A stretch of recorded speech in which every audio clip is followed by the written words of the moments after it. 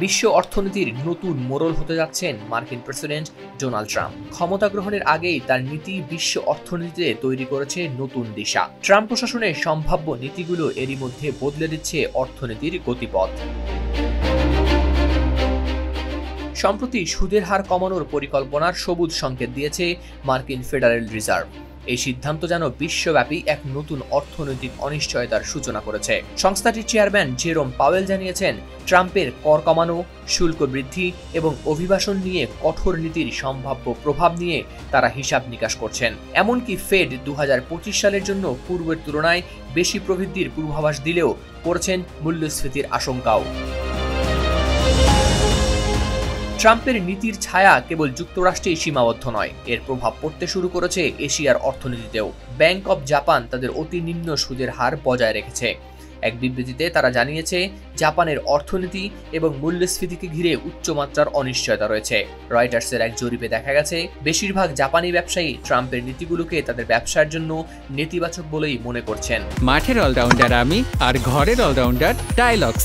টাইলক্স toilet cleaner, clean মানেই Tylox. কানাডার অর্থনীতিতেও এই পরিবর্তনের ঢেউ লেগেছে।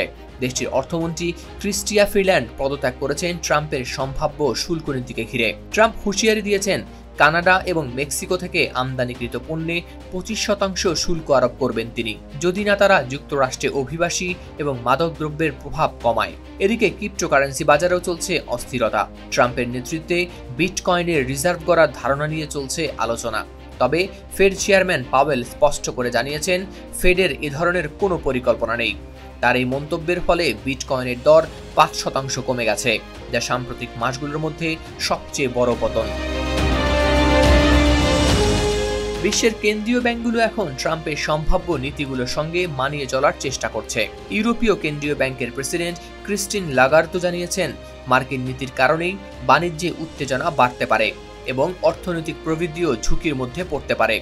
বিশ্বের অর্থনৈতিক চালচিত্রে এমন অস্থিরতা যে নতুন ধরনের সমীকরণ তৈরি করবে, তা যেন আর বলার অপেক্ষা রাখে না। আর এই সমীকরণের কেন্দ্রে রয়েছেন ডোনাল্ড ট্রাম্প, যিনি এখনও আনুষ্ঠানিকভাবে বসেননি ক্ষমতায়। হাওলাদার শামীম, RTV।